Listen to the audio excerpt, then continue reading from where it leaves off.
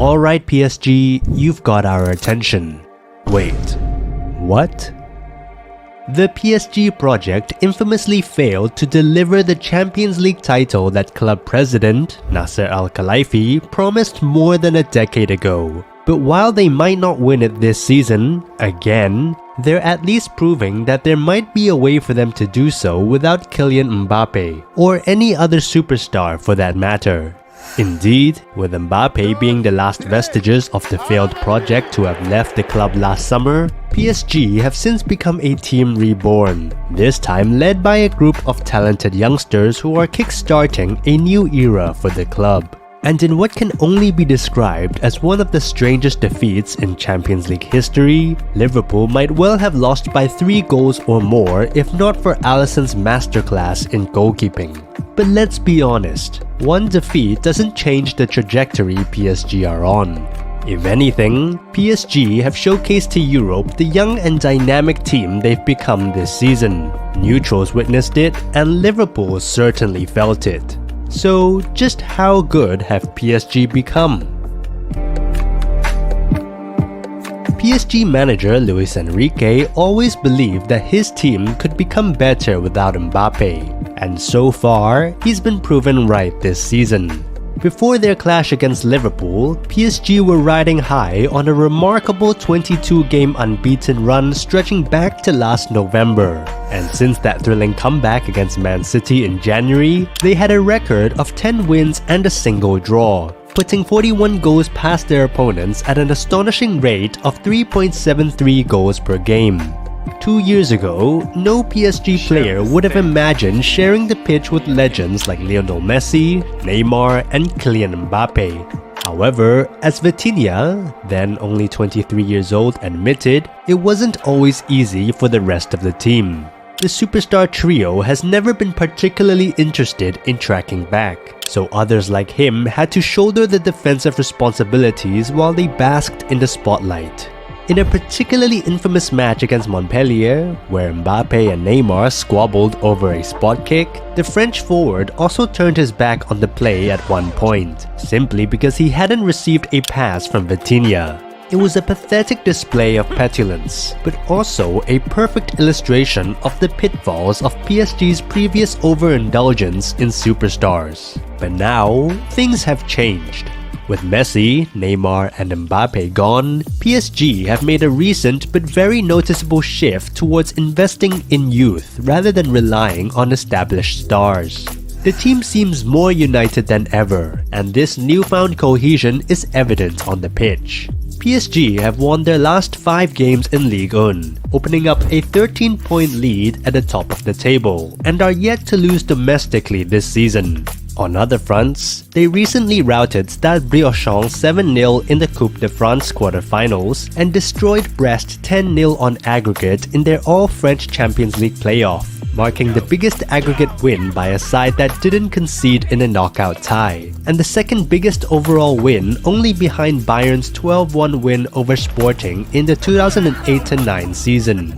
While PSG had already begun shifting their focus to youth last season, their strategy was still centered around Mbappe, who carried much of the attacking load.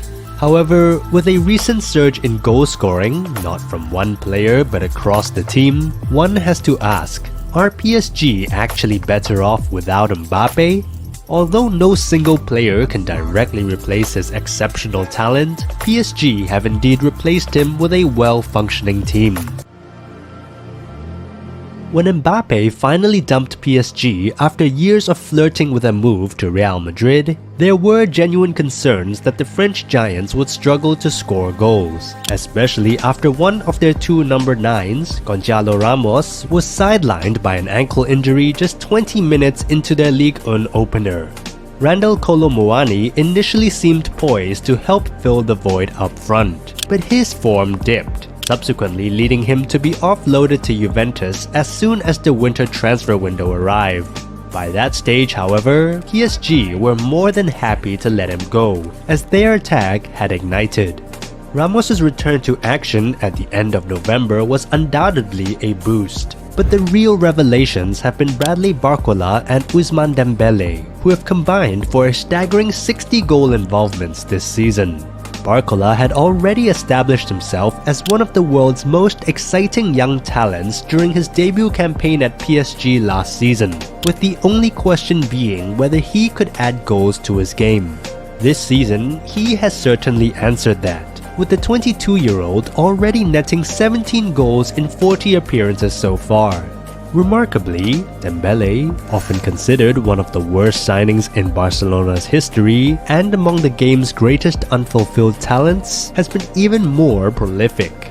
The winger has now netted 26 times in just 34 outings, an outstanding tally considering his previous career high for a single season was just 14 goals in 2018-19. In addition to the prolific duo up front, Ramos is also in double figures with 12 goals this season. In midfield, Desiree Doué has contributed 7, both Vitinha and Lee Kang-in have netted 6 each, while João Neves has also weighed in with 4 goals of his own.